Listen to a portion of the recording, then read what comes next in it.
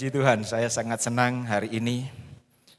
Walaupun ada beberapa saudara-saudara kita yang bilang, Om nanti saya minggu depan. Ya tidak apa-apa, ada yang nanti kedua saya datang, puji Tuhan. Tapi saya bersyukur saudaraku, seberapa kita yang ada dapat mengambil bagian. Mari kita akan lihat Alkitab kita di dalam Amsal. Amsal 21 ayat 26. Keinginan bernafsu sepanjang hari, tetapi orang benar memberi tanpa batas. Orang benar memberi tanpa batas. Saudara, pada dasarnya kebanyakan manusia pasti inginnya, maunya, ingin menerima. Sekali lagi, pada dasarnya kebanyakan manusia adalah pribadi yang suka menerima, adalah pribadi yang suka mendapatkan. Kalau seandainya disurvei antara yang menerima dan yang memberi, saya yakin dan percaya pasti banyak yang suka menerima. Amin, saudaraku. Saya yakin dan percaya pasti ada yang banyak suka menerima daripada memberi. Tetapi Alkitab dengan jelas, kalau kita melihat memperhatikan firman Tuhan tadi, di sana dikatakan orang benar harus memiliki cara pandang yang berbeda. Orang benar harus memiliki cara pandang yang berbeda, yaitu suka memberi. Dan Alkitab tadi dikatakan memberi tanpa batas. Wow. Inilah perbedaannya saudaraku. Kebanyakan orang sekali lagi kalau ditanya pasti maunya suka menerima. Tetapi kita sebagai orang yang percaya Tuhan harus memiliki cara pandang yang berbeda. Yaitu apa? Kita harus belajar memberi, saudaraku. Kita harus belajar memberi. Jadi inilah yang Tuhan inginkan. Inilah yang Tuhan mau, saudaraku. Mungkin saudara bertanya, Om, kalau begitu apakah salah kalau saya meminta? Tidak. Kalau saudara membaca di dalam Matius pasal yang ke-7, ayat yang ke-7 di sana dikatakan, mintalah. Yesus pun juga memberikan tawaran kepada kita, minta. Jadi artinya saudaraku, tidak salah saudara meminta. Tetapi saudaraku, firman Tuhan pada pagi hari ini mengingatkan kepada kita. Yesus menginginkan biarlah kita bukan cuma meminta, tetapi kita mau belajar memberi. Amin saudara? Amin saudara? Mungkin saudara bilang, Om sekarang ini kondisinya lagi sulit. Ya kita semua tahu. Nanti saya akan berikan kesaksian-kesaksian saudaraku. Di tengah-tengah kesulitan yang ada, di tengah-tengah keterbatasan yang ada, masih ada begitu banyak orang-orang yang tahu memberi. Jadi pada dasarnya sebagian besar orang maunya suka meminta. Dan memang itu tidak salah. Tetapi Allah mau, Yesus mau kita memiliki cara pandang yang berbeda. Yaitu kita mau belajar memberi. Dan di dalam Alkitab ada contoh Abraham. Kalau saudara membaca di dalam Kejadian pasal yang ke-12. Di sana Kejadian pasal 12 ayat yang kedua. Bagaimana Ibrahim diberkati Tuhan dengan luar biasa. Tetapi kita lihat, apakah berkat yang diterima oleh Abraham, apakah berkat yang diterima oleh Ibrahim saudaraku, itu digunakan untuk dirinya sendiri? Tidak. Tuhan mau setelah Abraham diberkati, saudara baca ayat kalimat yang terakhir, agar Abraham menjadi berkat. Setelah diberkati, berkat itu tidak ditampung untuk dirinya sendiri, tetapi menjadi saluran berkat. Dan inilah yang Tuhan inginkan di hari-hari ini bagi gerejanya. Walaupun mungkin saat ini dalam kondisi sulit. Saya kemarin kaget Ada seorang anak Tuhan jemaat, Om bisa minta tolong Om? Iya, kenapa? Om bisa datang ke rumah. Baik. Sampai di rumah saudaraku, tiba-tiba di situ sudah ada beberapa paket sembako. Saya pun ngangkat berat. Om, ini saya percayakan sama Om. Terserah Om kasihkan teman-teman jemaat. Saudara, ketika saya terima ini, walaupun itu bukan untuk saya dalam hati saya bangga. Orang ini tidak kelimpahan secara materi, saudaraku.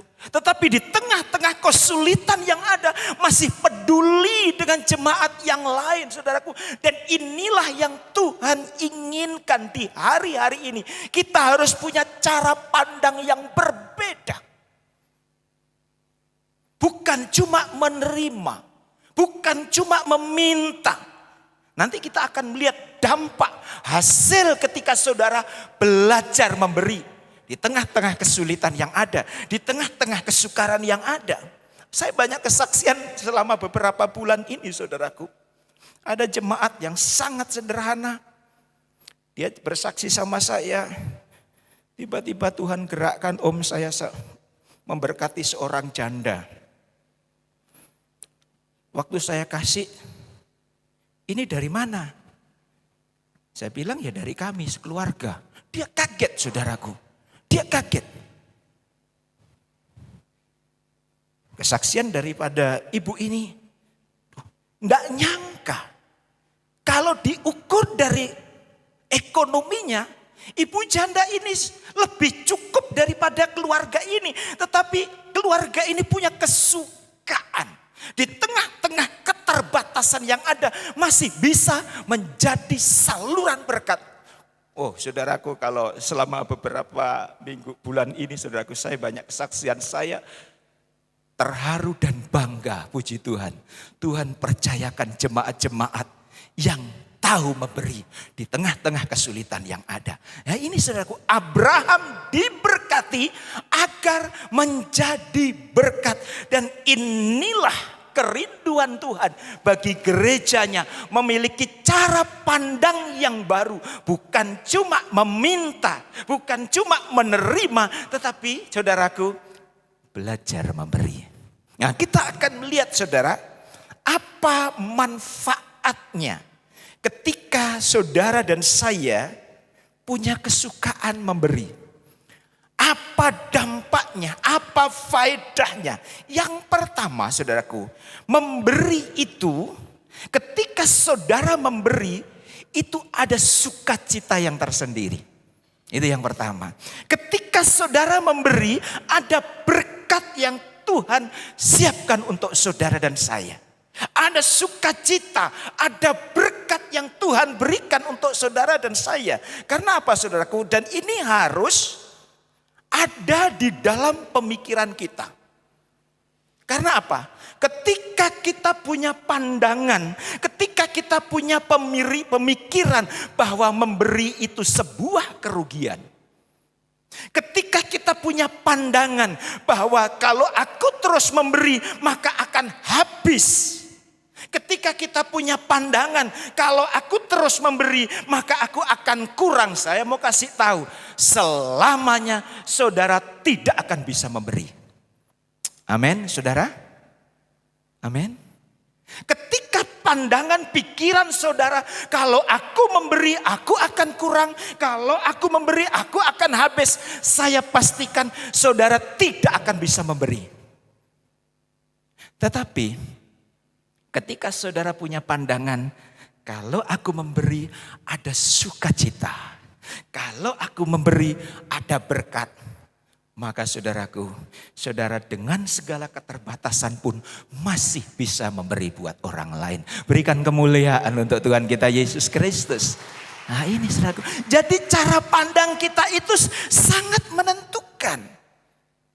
Di dalam Kisah Para Rasul. Pasal yang ke-20 ayat yang ke-35. Di dalam Kisah Para Rasul pasal 20 ayat 35. Begini bunyi firman Tuhan.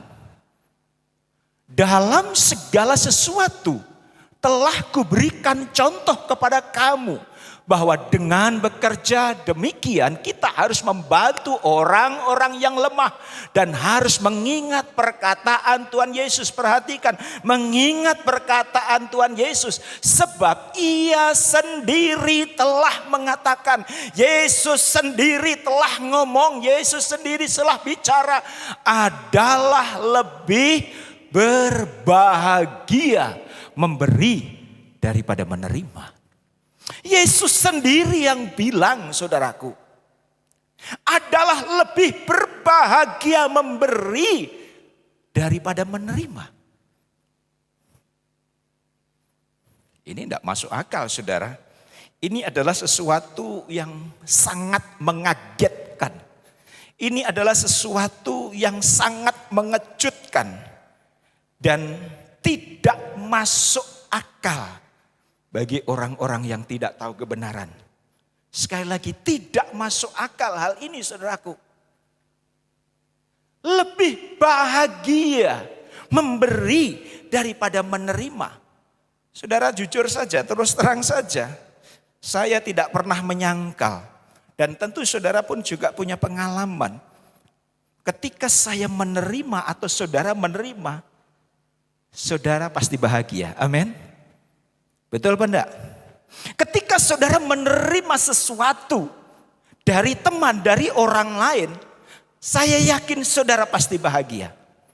Dan itu saya alami, saudaraku, selama tidak ibadah ini, saya berbahagia. Tiba-tiba ada jemaat, ini beras walaupun tidak seberapa, aduh saya senang sekali lagi. Ini sayur, aduh terima kasih. Ini kue, aduh terima kasih saudaraku. Saya bahagia. Ini kolektor, ini perpuluhan, aduh saudaraku. Kami sangat senang saudaraku. Itu menerima. Waktu menerima saya senang sekali. Tetapi saudaraku, saya tidak mau hanya sekedar senang. Kalau saya ingin senang, saya lebih, tadi dikatakan, saya harus memberi. Sedangkan menerima saja kita sudah senang, saudaraku. Alkitab katakan, kalau kamu waktu menerima sudah senang, kamu akan lebih senang lagi ketika kamu memberi. Amin, saudara. Ini ayat tidak perlu banyak ditafsirkan.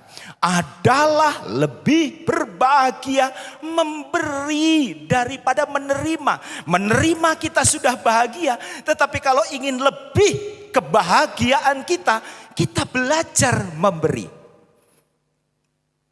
Nah ini saudaraku ya, inilah yang Tuhan inginkan.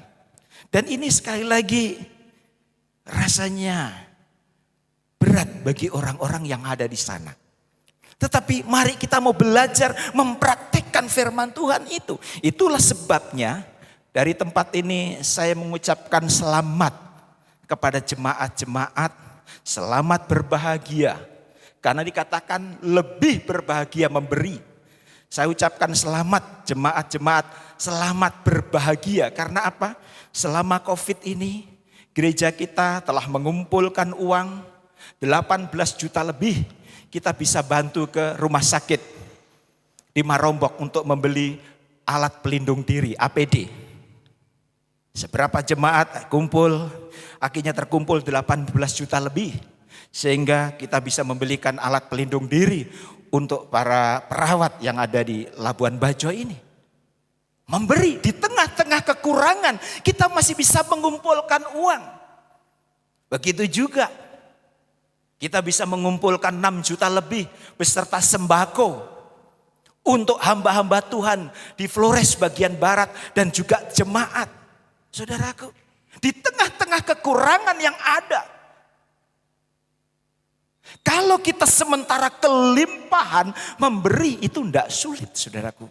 Tetapi di tengah-tengah kelimpahan semua ekonomi menurun, saudaraku. Pengusaha-pengusaha pun juga merasakan sepi, turun, saya tahu. Tetapi saya bersyukur saudara mempraktekkan firman Tuhan ini lebih berharga memberi daripada menerima. Amin, saudara. Nah, mari saudaraku, ini firman Tuhan tidak perlu ditafsir banyak-banyak. Jadi ketika kita memberi, maka ada kebahagiaan. Tadi Yesus bilang, kalau kamu bisa memberi, kebahagiaanmu akan lebih, sukacitamu akan lebih. Yesus mengatakan adalah lebih berbahagia memberi daripada menerima. Haleluya. Coba kita lihat juga di dalam Amsal. Amsal pasal yang ke-11. Ayat yang ke-24. Di sana dikatakan, ada yang menyebar harta tetapi bertambah kaya. Ada yang menghemat secara luar biasa namun selalu kekurangan. Oh, ada orang yang suka memberi, ada orang yang suka menabur, tetapi berkatnya begitu luar biasa. Ada orang yang hematnya minta ampun, tetapi hidupnya selalu kekurangan, saudaraku. Jadi ketika saudara memberi, saudaraku, itu bukan buang-buang uang. Ketika saudara menabur, itu bukan buang-buang biji atau bukan buang-buang uang, saudaraku. Tetapi Alkitab mengatakan lebih berbahagia ketika kita memberi. Dan tadi firman Tuhan katakan menghemat luar biasa. Apa bahasa Inggrisnya menghemat luar biasa? Pelit. Menghemat dengan luar biasa itu bahasa Inggrisnya pelit. Orang yang pelit pun juga tetap kekurangan. Jadi saudara jangan berpikir pelit pangkal kaya itu salah. Saudara jangan berpikir kalau aku pelit aku akan menjadi kaya, itu salah. Justru ketika kita pelit, Alkitab katakan kita akan kekurangan. Amin, saudara. Ketika kita pelit kita akan semakin kekurangan. Tetapi ketika kita terus memberi, ketika kita terus menabur, Alkitab katakan kamu akan alami kelimpahan. Haleluya. Jadi saudara, ini memang tidak masuk akal. Tetapi inilah firman.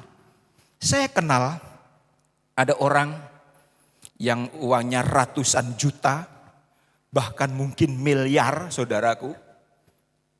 Mau makan ke restoran yang agak mahal sendiri, sedikit saja mikir. Uangnya ratusan juta, mungkin miliar. Mau makan di restoran yang restorannya agak mahal sedikit, mikir. Jadi ketika dia mau di restoran yang agak mahal, dia tidak berani langsung masuk. Lihat dulu menu di luar. Lihat dulu menu. Ini ada menu enak. Istrinya sampai bilang, "Pak, ini menu ini enak, Pak. Tapi satu porsi 150. Suaminya langsung bilang, enggak enak ini. Padahal uangnya ratusan juta miliar. Untuk beli makanan, saudaraku. Mahal sedikit mikir. Cari akhirnya ketemu. Sayur lodeh, ini mah enak ini mah. 25.000. Saudara. Bayangkan. Untuk dirinya sendiri saja pelit. Mana mungkin bisa membantu orang lain. Amin, saudara. Amin. Untuk dirinya sendiri dimakan saja pelit, mana mungkin bisa membantu orang lain, mana mungkin bisa memperhatikan orang lain, mana mungkin membantu pekerjaan Tuhan. Tidak mungkin, karena apa? Untuk dirinya sendiri saja sudah mikir-mikir. Ini saudaraku, mari. Mungkin saudara bilang, Om, saya tidak punya uang, Om. Bagaimana saya bisa memberi? Saya sekarang dalam kondisi sulit, Om. Bagaimana saya bisa memberi? Coba kita lihat Amsal pasal yang ke-11. Amsal pasal yang ke-11. Ayat yang ke-25. Siapa banyak memberi berkat, diberi kelimpahan.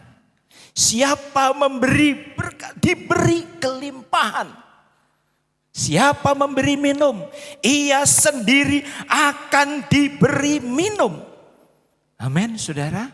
Jadi ini prinsip saudaraku, ini prinsip Alkitab saudara. Ini yang tidak bisa diganggu gugat. Nah, untuk itu mari kita kembali merenungkan firman Tuhan. Kita kembali merenungkan firman Tuhan. Sekali lagi mungkin saudara bilang, Om, saya tidak punya uang, Om. Saya tidak punya uang, Om. Bagaimana saya memberi? Saudaraku, mungkin saat ini saudara bisa memberi. Tetapi paling tidak firman Tuhan pagi hari ini membekali kita semua. Amin, saudara. Mungkin saat ini saudara belum bisa berbuat banyak. Saya menyadari dan saya melihat sendiri. Melihat dengan mata, tidak usah kepala. Melihat dengan mata sendiri. Sekarang jemaat dalam kondisi sulit. Ada yang masih diberkati saudara. Tetapi di tengah-tengah kesulitan yang ada, saudara masih bisa berbuat sesuatu. Ini luar biasa. Amsal 22 ayat yang ke-9. Orang yang baik hati akan diberkati.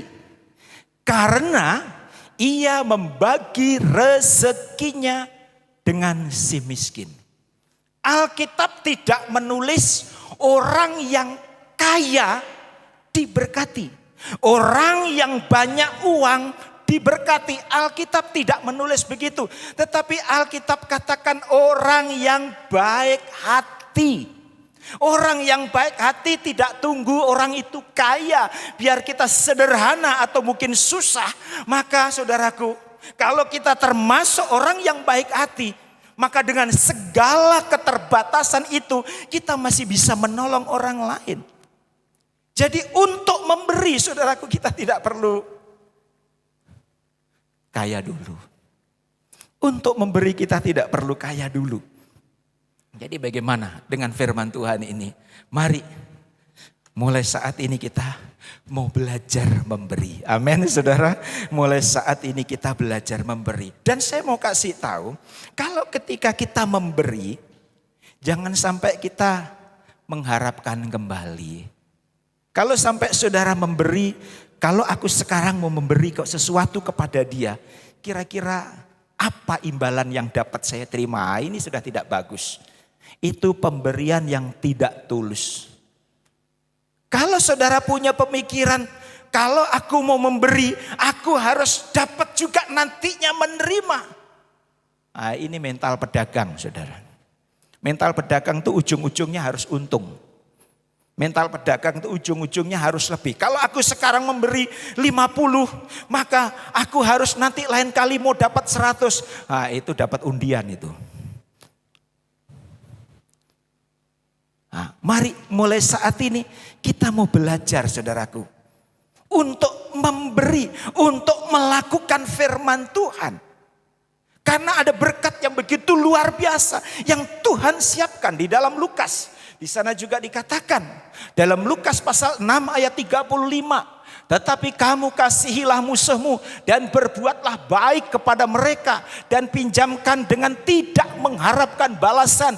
Maka upahmu akan besar dan kamu akan menjadi anak-anak Allah yang maha tinggi. Sampai di situ. Ketika kita memberi dengan tidak menuntut balasan.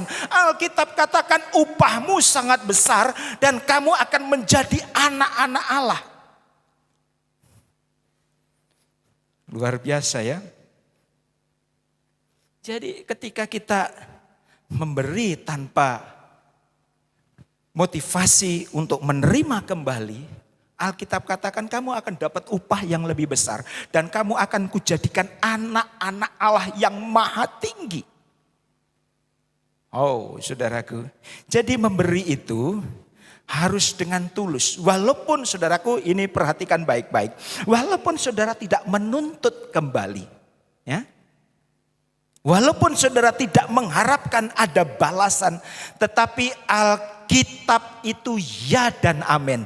Siapa menabur dia akan menuai. Amin saudara. Saudara tidak usah menuntut akan kembali orang itu akan membalas kita. Atau siapapun akan memberkati kita. Tidak usah saudaraku. Tetapi Alkitab pasti saudaraku, siapa yang menabur dia pasti akan menuai. Siapa yang memberi satu saat dia akan diberi. Ini saudaraku sesuatu yang pasti. Walaupun saudara tidak mengharapkan apa-apa, tetapi firman Tuhan ini adalah pasti. Untuk itu, mari jadilah agen surga di Labuan Bajo. Jadilah agen surga di Labuan Bajo. Di tengah-tengah kekurangan, kita masih bisa berbuat sesuatu untuk pekerjaan Tuhan, untuk Tuhan. Dan inilah ciri khas anak Tuhan yang sudah dewasa rohaninya. Bukan dewasa umurnya, dewasa rohaninya. Sepertinya kalau tidak memberi itu gelisah sekali. Jadi perhatikan, untuk memberi tidak harus tunggu kelimpahan. Untuk memberi tidak harus tunggu kaya dulu. Amin, saudara. Amin, saudara. Nah, karena apa, saudaraku? Sebetulnya apa yang kita miliki itu dari Tuhan. Jadi kolekte yang saudara berikan itu juga dari Tuhan. Perpuluhan yang saudara kembalikan itu sebetulnya juga dari Tuhan. Jadi kita enggak patut untuk sombong, saudaraku. Karena apa? Segala sesuatunya itu dari Tuhan. Di mana ayatnya? Di dalam Lukas pasal yang ke-6, wah ini 1 Tawarik pasal 29 ayat 14. Sebab siapakah aku ini dan siapakah bangsaku sehingga kamu memberikan persembahan sukarela seperti ini. Sebab daripada mula segala-galanya. Daripada mula segala-galanya dan dari tanganmu sendirilah persembahan yang kami berikan kepadamu.